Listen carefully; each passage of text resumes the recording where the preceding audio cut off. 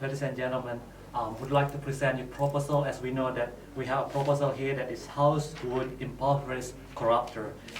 So how does this mechanism work? So first, I would like to make a new regulation. I would like to propose a new regulation to impoverish corruptor by socialize this rule. So we expect that the new rule will make the corruptor gone poor, or in this case, we would like to punish them more than the status quo that we already have. The status quo will take the corruptor to the jails and then take away the asset that they get from the crime. And then in this new proposal, we would like to add more punishment by taking away their personal asset as our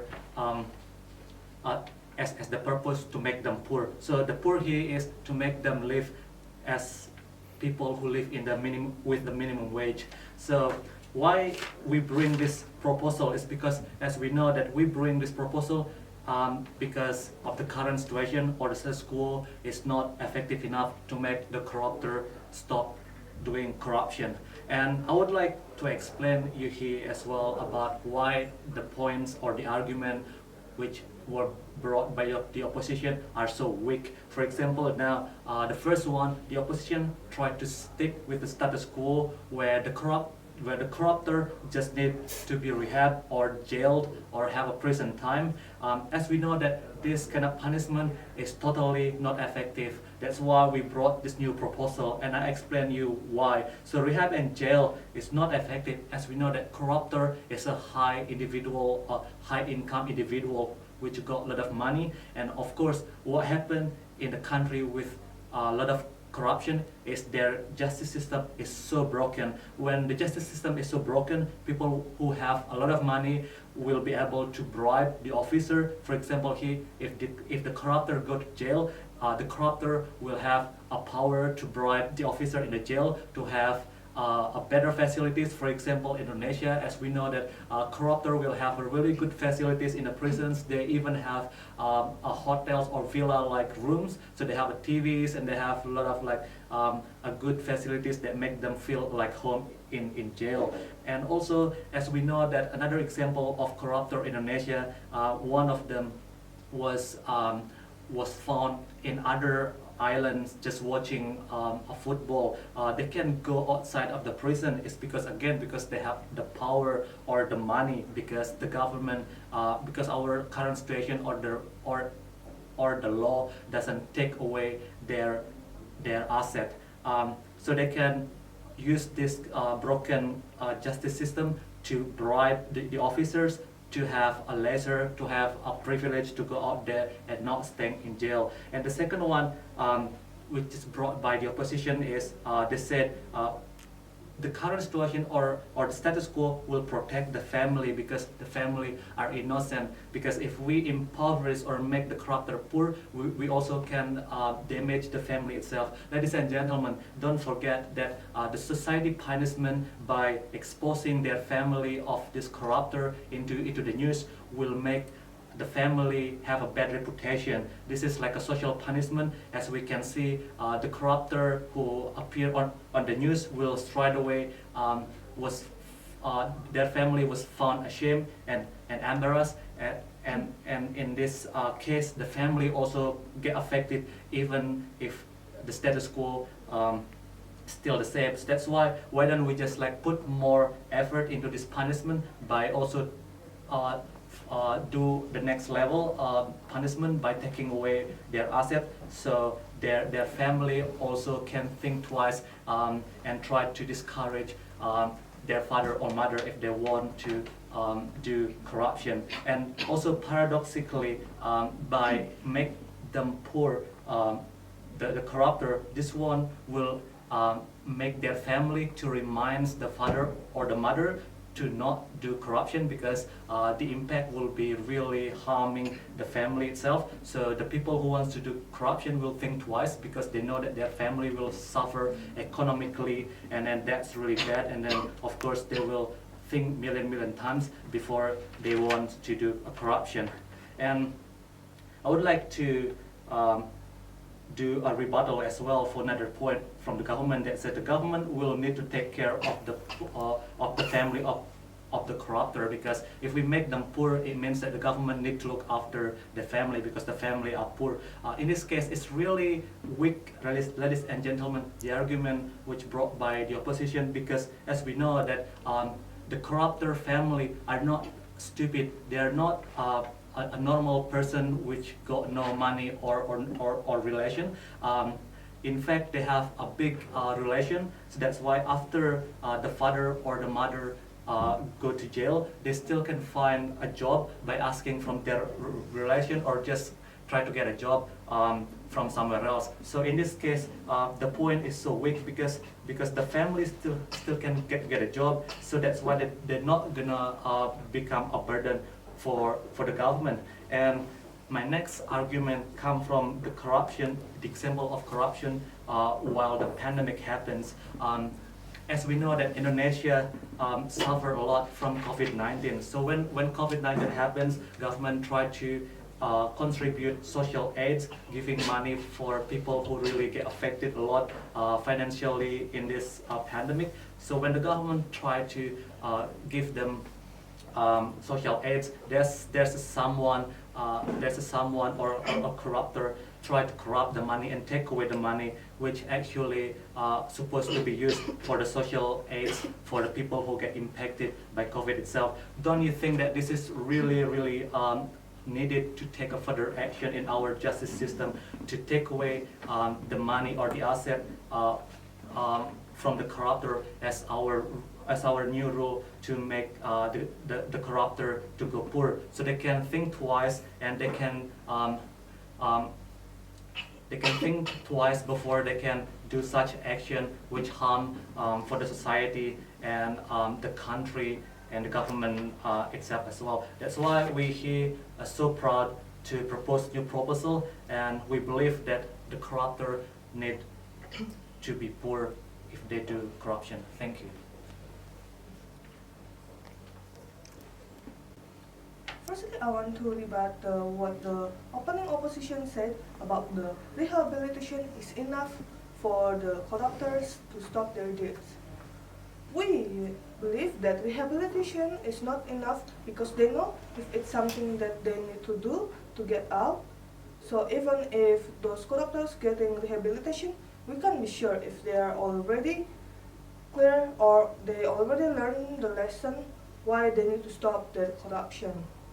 What if they went to the rehabilitation so that they can go out again, and what if while they are in those rehabilitation they are already planning their next plan of the corruption again? You can be sure of it, right? And the jail in Indonesia, like we know, the jail for the politicians are already different from the normal jail for the citizens. We can see that the jail for those politicians are filled with comfortable bed, comfortable toilet, comfortable place that they still can enjoy like their daily life, so that their jail are not different from those hotels, from the regular hotels out there.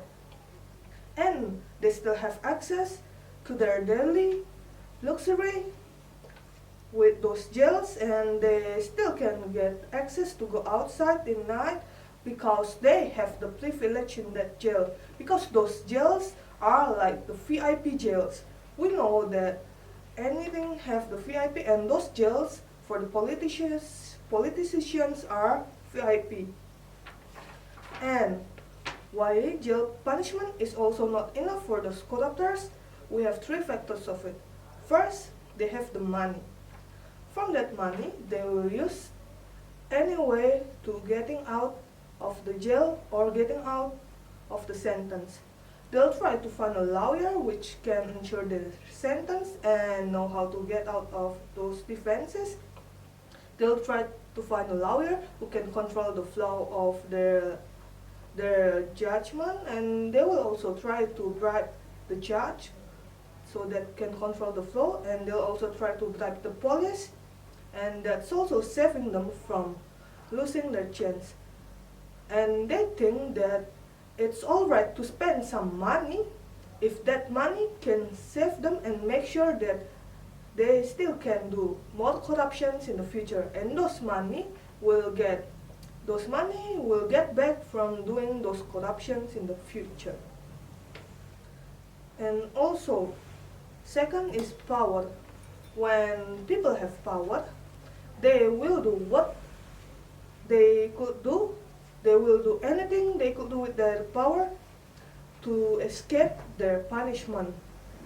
With those money, they are using those money and those power first to enlighten their crimes like bribery, and enlighten their sentence so that the time that they'll spend in their jail is lessened. And after they're going out, they'll try to find the people who's charging them. And since they're free, they can take care of those people that's becoming their hindrance, that's trying to stop them. And the problem of those corruptors are they need to take power. And that's why those corruptors tends to do corruption in order to gain more power, in order to raise their ranks. That's why with this impoverish those corruptors, we will stop the power of those corruptors in politics, and also to make sure that this kind of people can go back in politics in order to stop them damaging and worsen the state of the country. We will also take away those corrupted money from them. We will also taking away their asset, even the hidden assets, to make sure that they don't have any power to go back to the politics again. We will be taking away their money once and for all, because when they have no money to do the bribery, they don't have power to move the people they're trying to bribe. And by impoverishing those corruptors, we will also stop their relations to the people that can help them to get out from their case. Because those people don't want to help the impoverished corruptors. They will easily cut their connection with these corruptors because they'll think that it's not worth the risk to help those impoverished corruptors when they have nothing to give back to them, because they don't have the money, they don't have the power in the politics. And even if they say that they'll promise to pay them back in the future, just what kind of payback that they'll give, since they already lose their money and their power. That's why we need to take away the first source of their power, is their money. And also, even if the family got the impact of the impoverished, we believe that's alright for them, because the only thing that's taken is their corrupted money and their power in politicians, not their freedom to start their new life. They can still find another job to do that's enough to live their daily life.